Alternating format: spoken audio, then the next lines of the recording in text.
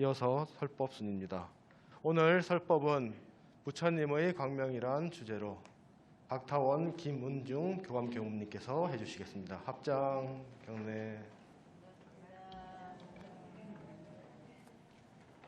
반갑습니다. 반갑습니다. 우리 소리가 이렇게 크게 해야 제가 우리 교도님들이 다 무탈하셨구나 생각하고 하고 싶은 이야기를 원껏 할 수 있습니다. 모두 반가운 모습으로 만나게 되어 더 기쁘고, 부처님 오신 날을 맞이해서 이렇게 연등 아래, 이 지금 조명이거든요. 조명 아래 우리 교도님들을 뵈니까 더 환하고 아름답습니다. 부처님 오신 날 불기 2566년의 그 부처님 오신 날을 겸하여 오늘 어버이날까지 함께 하게 되어서 너무 뜻깊은 날이다. 그리고 우리 연화단원들께서 준비해서 특별히 세월의 나이를 잘 챙겨드리는 모습에서 우리 어른들의 자비 부처님의 모습, 자비로운 어머니의 모습, 그 안에 감사와 보온의 의미를 담아서 카네이션을 달아드렸습니다. 우리 어르신들이 살던 80이 되신 그 어르신들이 살던 세상은 어땠어요?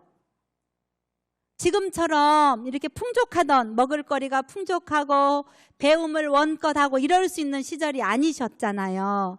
모두 배고프고 또 배우고 싶어도 못 배우고, 특히 여성들은 또 시집가가지고 어머니 나 힘들어요, 아버지 나 힘들어요, 데리러 오세요, 이렇게 편지질, 그냥 편지 쓴다고 아니라 편지질 할까봐 안 가르쳐가지고 문맹인을 만들어 주셨던 그런 시절의 어르신들인데, 다행히 우리들은 세부처님 대종사님의 법을 알아서 자비부처님의 화연불로 훌륭한 어머니가 되셨고, 가정을 잘 익혀주신 자랑스러운 이 땅의 어머니들이시고 아버지들이십니다. 우리가 모두가 아까 감사의 박수를 보냈지만 다시 한번 내 부모님, 지금 이 자리에 앉아 계시는 우리 북일교당의 원로님들께 모두 더 건강하십시오, 더 행복하십시오, 나날이 다 정진해서 부처가 되십시오 하는 마음을 담아서 힘차게 박수 10번. 10번만 치라고 그랬더니 막 100번씩 치시네요. 이 땅의 모든 부모님들께 감사의 마음을 드리며, 오늘 부처님 오신 날을 맞이해서 저희들이 지난 5월 1일 결제해서 5월 2일부터 아침에, 오전에, 저녁에 기도를 올렸습니다. 오늘 기도문에 오늘은 왜 호명을 안 한다니 이렇게 할 수도 있을 텐데, 너무나 많은 숫자를 호명을 하다 보면 오랜만에 참석하신 분들이 지루해하시고, 또 내 가족의 이름을 다 듣다 보면 저 멀리 있는 사람 이름을 잊어버릴까 봐 오늘은 호명을 하지 않았고, 월요일부터 어제 저녁, 오늘 아침까지 많이 호명을 해드렸으니까 안심하시고, 지금 거의 19일, 19번, 20번 가깝게 기도를 올려드렸습니다. 우리 교도님들은 이제 안심하시고, 내가 무엇을 해도 부처님께 축원기도 올렸고, 법신불전에 기도 올렸고, 또 함께 해주신 평균 기도가 참석하신 분이 한 60명 내지 70명 되시는 교도님들이 거의 3일 아침 3번 기도에 아침, 오전, 저녁 기도 함께 해주셨습니다. 그리고 저녁 기도에는 또 직장 관계로 기도하기에 못 나오신 분을 위해서 줌으로 기도를 올렸거든요. 그러니까 엄청나게 많은 에너지를 우리 교도님들께 보내드린 거예요. 기도에, 나는 집에서 했지만 기도에 동참해서 열심히 우리를 축원해 주신 우리 북일교당 교도님들께도 감사의 박수 한 번 더 보내겠습니다. 오늘 전국 교당과 전국 사찰에서는 법요 행사가 진행이 됩니다. 우리는 석존성탄절 기념식 및 봉축 기도이지만, 우리 교당이 500여 교당과 그리고 절이 몇 개 있는 줄 아세요? 대한민국에 있는 절이 무려 17,000개가 넘는다고 합니다. 큰 절, 작은 절 다 합하면 17,000개가 넘는 교당과 절에서 우리 교당 500개 교당에서 오늘 다 함께 부처님 오신 날을 경축하고, 그 축하의 의미를 담아서 붓다 뭐예요? 버스데이예요. 버스데이. 생일을 축하하는 날이거든요. 오늘 그런데 왜 우리가 서가모니께서 서가모니 오신 날을 우리가 모두 다 축하하고 이렇게 연등을 켜고 또 내 정성을 모아서 정제를 이렇게 올리고 그럴까요? 왜 부처님 오신 날 우리가 모두가 이렇게 기뻐하고 축하하고 왜 그렇습니까? 왜 그렇습니까? 우리 할아버지라서? 우리 할아버지라서 그러신가요? 다 아시는 바와 같이 서가모니 부처님께서는 진리를 깨달으셨어요. 대종사님과 똑같이. 그래서 대종사님께서 도 얻은 경로를 돌아보니 과거 부처님의 말씀과 행적에 부합되는 바 많으므로 나의 연원을 서가모니 부처님께 정하노라 해서 대종사님께서는 우리 아버지라고 우리 아버지 격에 해당이 된다고 하면 서가모니 부처님은 할아버지 격에 해당이 되죠. 근데 우리 원불교 교도들은 어찌 착한지 아버지 생일보다도 할아버지 생일을 더 많이 축하해주고 그래요. 참 좋은 집안이죠. 내 부모님은 언젠가 앞으로도 할 날이 많이 있잖아요. 근데 할아버지는 어때? 기한이 있어요. 기한이 딱 부처님 오신 날 4월 8일 그날 하루밖에 안 하지만 우리는 대종사님의 깨달음과 대종사님 열반하시고 또 구인 선지님들이 우리를 위해서 기도하셨던 그날 그리고 또 1년에 2번씩 합동으로 제사를 올려드리고 그래서 우리는 아버지이신 대종사님께는 많이 할 수 있는데 서가모니 부처님께는 달랑 오늘 한 분이기 때문에 이렇게 우리 교도님들이 더 효심을 바라는 게 아닌가 이런 생각이 들면서 불생불멸의 진리와 인과보응의 이치를 대종사님께서도 깨달으셨던 그것을 부처님께서도 깨달으셨기 때문에 그 깨달음을 우리가 기뻐하고 내가 깨닫지 못했던 그 깨달음을 부처님께서 깨달음을 우리에게 알려주셨기 때문에 우리가 이렇게 부처님 오신 날을 기뻐하고 축하하고 내 정성된 주머니를 쫙 열어서 부처님께 이렇게 헌공도 하고 그러는 날이거든요. 오늘 교당에서 하고 나서 또 어디를 가실 겁니까? 제가 부산에서 교화한 적이 있어요. 부산의 교도님들은 꼭 교당에서 하고 또 옆집 교당에 가서 관등하고 또 어디 가서 꼭 해서 3군데 이상은 꼭 다니시더라고요.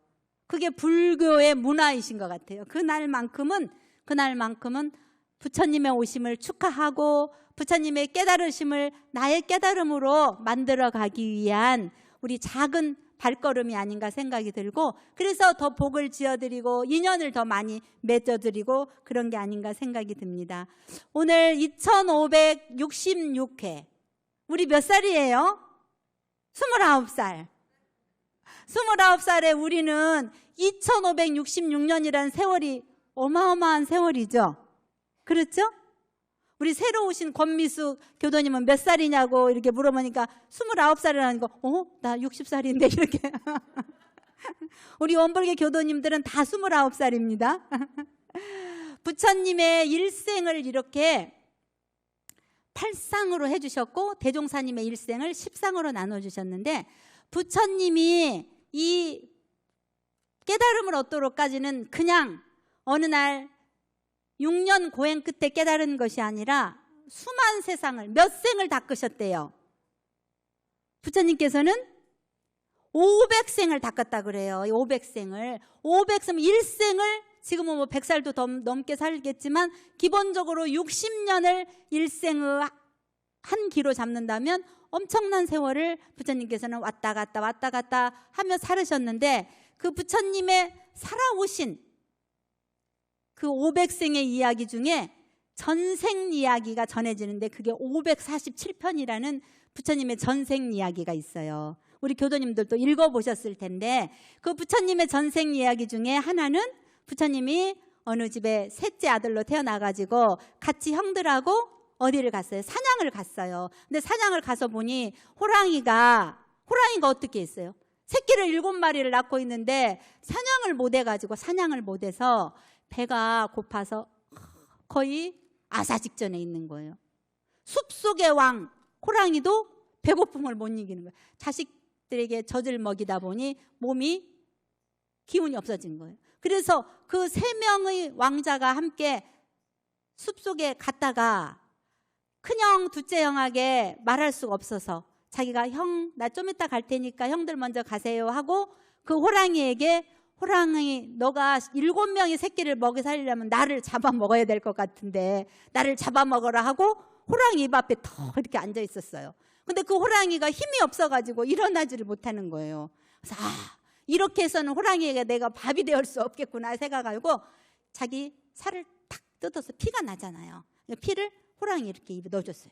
그러니까 피가 이제 많이 흘러 들어갔을 거 아니에요. 그러니까 원기를 회복한 호랑이가 그 3번째 왕자의 몸을 놔두신 부처님을 만나게 공양을 했어요. 그리고 두 형이 왕궁으로 들어갔는데 나타나지 않으니까 온 신하를 비롯해서 그 다 부처님, 그때는 부처님이 아니셨죠. 왕자의 몸으로 태어났을 때 가서 보니 옷이 막 호랑이가 입은 옷은 안 먹으니까 옷이 다 갈기갈기 찢어져 있고 호랑이는 이제 없고 부처님의 그 왕자님의 옷만 있는 걸 보고 호랑이 밥이 되었구나 하고 모두 안타깝게 하고 슬퍼했지만 그것이 부처님의 전생 이야기 중에 하나가 해당이 돼요. 그리고 또 바라문교라고 하는 또 인도 불교에 있었는데 저 멀리서 바라문의 수장이 오고 계시니 거기가 인도는 땅이 어때요? 질퍽거리잖아요. 우기가 있으니까. 그래서 긴 머리를 탁 뒤로 이렇게 납작 엎드려가지고 머리를 촥 그 웅덩이에 깔아서 그 바라문의 수장이 지나갈 수 있도록의 길을 내주셨던 전생의 부처님 이야기. 그리고 오늘 드리고 싶은 이야기는 부처님께서 어느 날 사슴의 왕으로 태어나신 적이 있어요. 일부러 부처님이 사람 몸 받기 이전에 500생을 드나들면서 어떤 모습으로 어떻게 살았을지 모르는, 그러나 믿을 수도 있고 믿지 않을 수도 있지만 그렇게 부처님께서는 500생을 드나들면서 왕자의 몸으로, 사슴의 몸으로, 호랑이의 밥으로 다양한 모습을 가지고 태어났는데 어느 때는 사슴의 왕으로 태어났어요. 사슴의 왕. 사슴도 다 서열이 있겠죠. 근데 그 중에 어떤 왕으로 태어났어요. 근데 그 사슴의 왕으로 태어나던 시절에 그 나라의 임금님이 사슴고기를 즐겨 했대요. 우리 교도님들은 사슴고기 안 드시죠? 사슴고기 안 드세요. 우리는 안 먹어요. 그런데 그 이야기 속에 그 임금님은 사슴고기를 좋아해가지고 아침마다 사냥을 가는 거예요. 그러니까 숲속에 사슴들이 막 달리고 놀고 뛰고 하고 있는데 화살을 탁 쏘아서 한 마리를 잡기 위해서 활을 탁 던졌을 때 그 화살을 피하기 위해서 수많은 사슴들이 도망가다 넘어지고 또 잡혀서 죽기도 하고 부딪혀서 사고가 나고, 그래서 죽는 것은 한 마리이지만 부상으로 인해서 상처가 나고 또 죽기도 하고 이렇게 되는 거예요. 그래서 가만히 생각하니까 우리가 죽어가는 사슴은 한 마리인데 그 한 마리의 목숨을 내가 아닌 피하다 보니 부상자도 많이 나고, 그래서 이렇게 해서는 안 되겠다 해서 사슴끼리도 회의를 했어요. 사슴들도 똑똑해요. 그렇죠? 똑똑한 사슴들이 회의를 했어요. 우리가 이럴 것이 아니라 저 왕은 사슴고기를 좋아해서 우리를 날마다 한 마리씩 잡아갈 텐데 어차피 내가 죽어갈 차례가 되면 가야 되는데 우리가 이럴 것이 아니라 순번을 정하자. 우리 교도님들처럼 질서정연하게, 우리가 쑥다듬기 하는데 질서정연하게 잘 하시더라고요. 질서를 정해서 이번에는 네가 가고 이번엔 네가, 그렇게 번호를 착착 적어놨어요. 그런데 어느 날 이제 순서대로 가니 다른 사슴들은 안심이 된 거잖아요.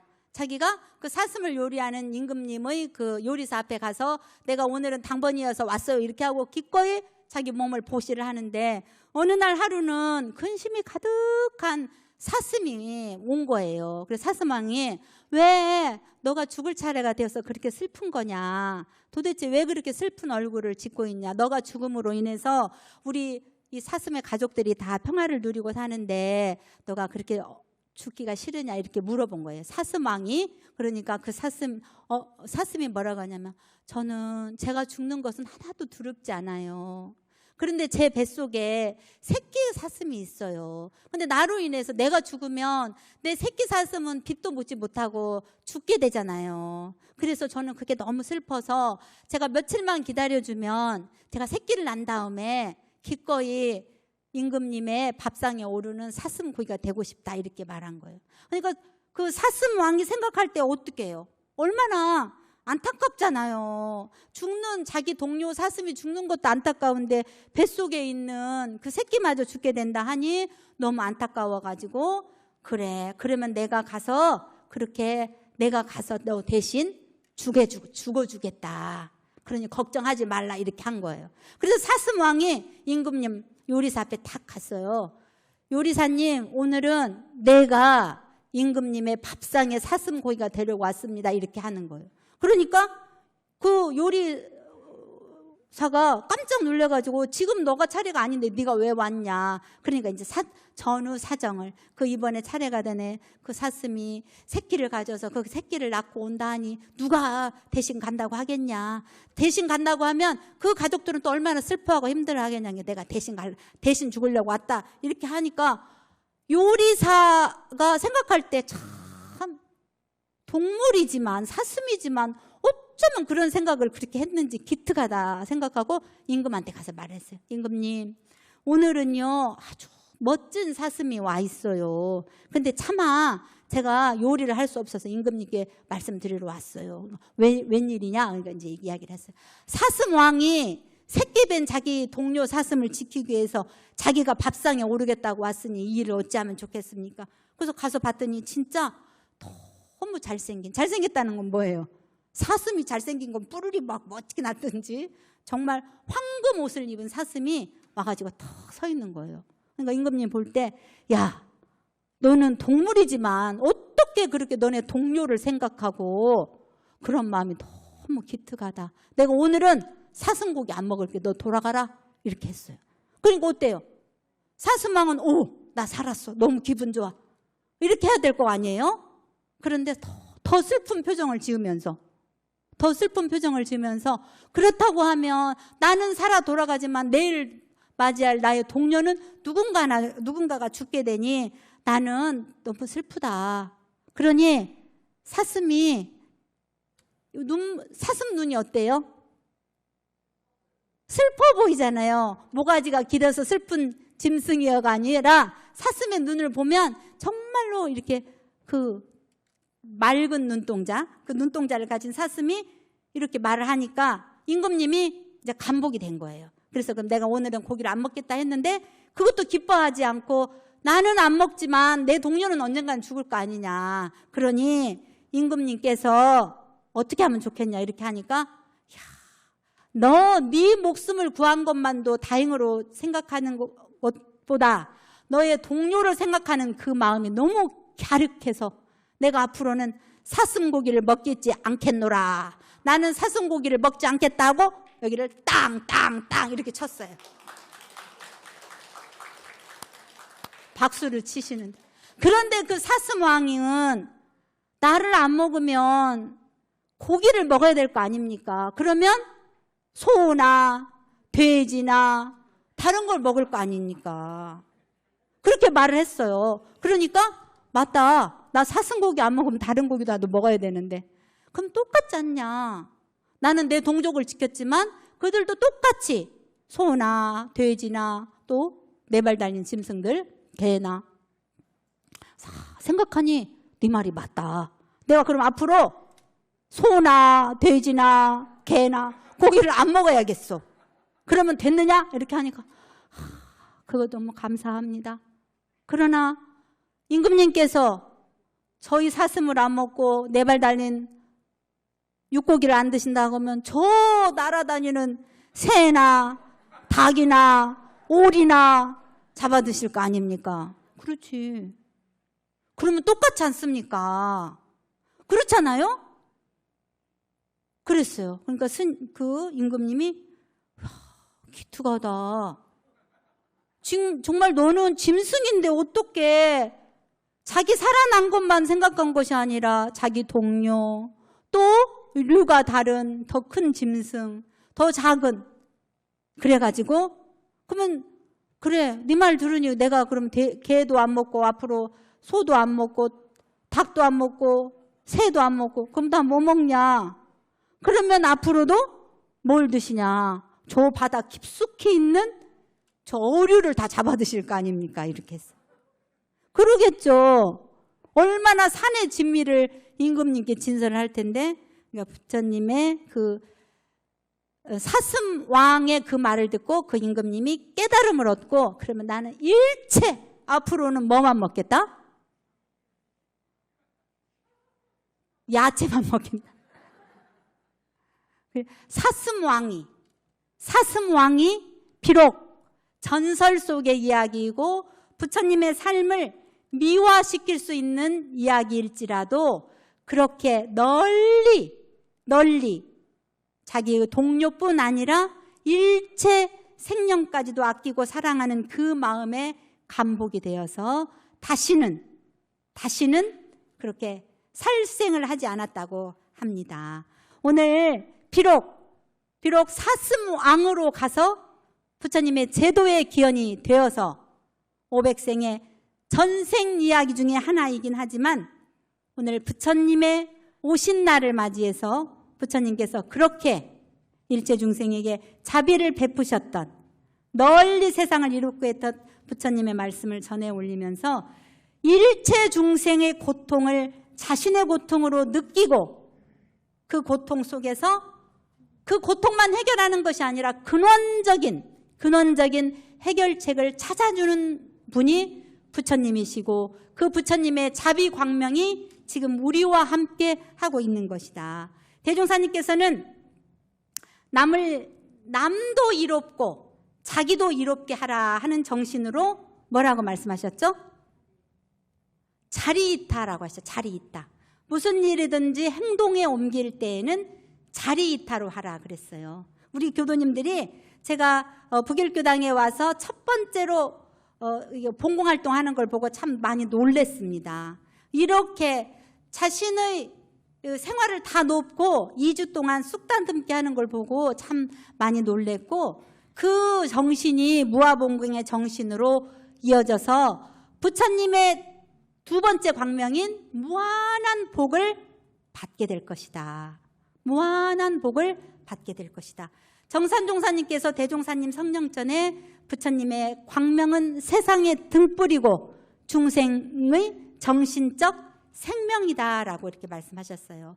부처님의 광명이 여기만 비치고 여기만 비치고 여기만 비치고 우리 법당만 비치는 것이 아니라 곳곳에 가정가정마다 내 삶 속에 깊이 들어와 있기 때문에 그 부처님의 광명 안에서 살고 있는 우리들이 오늘 부처님 오신 날을 맞이해서 무아봉공의 정신으로 일하시고 누구도 탓하지 않고 자신의 일처럼 열심히 일하시는 그 모습에 부처님의 자비광명이 들어있다라고 생각이 들었습니다.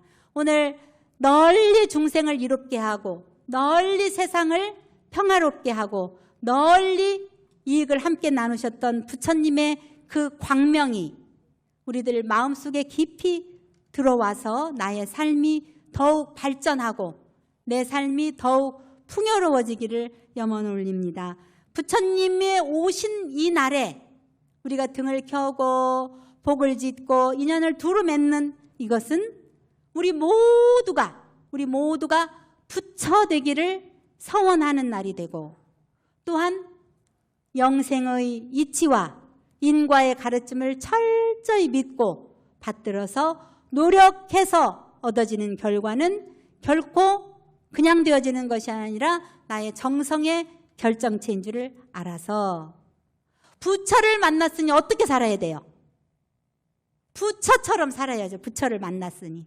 옆에 앉으신 부처님이 다 나의 스승님이시고 이 원기 107년, 불기 2566년 이 자리에 앉으신 우리 교도님들이 모두 깨달음을 얻으신다면 해타원 윤혜선 부처님이 어느 해 나의 전생을 보니 내가 원기 107년에 부처님의 말씀을 우리 각타원 교무님이 그렇게 전해주는 걸 듣고 있었구나 하고 자기의 부처님의 547가지의 전생 이야기처럼 우리 부결교단 교도님들도 다 모두 다 전부가 깨달아서 나의 원기 107년의 불기 2566년의 전생은 그랬었지 하고 우리 적사님 알아두시고 카 하시네요. 우리 모두가 부처가 되는 날, 부처를 만났으니 부처처럼 사는 그날을 기대하면서 원기 107년의 불기 2566년의 부처님의 광명에 대한 대종사님의 가르침을 전해 올렸습니다. 감사합니다.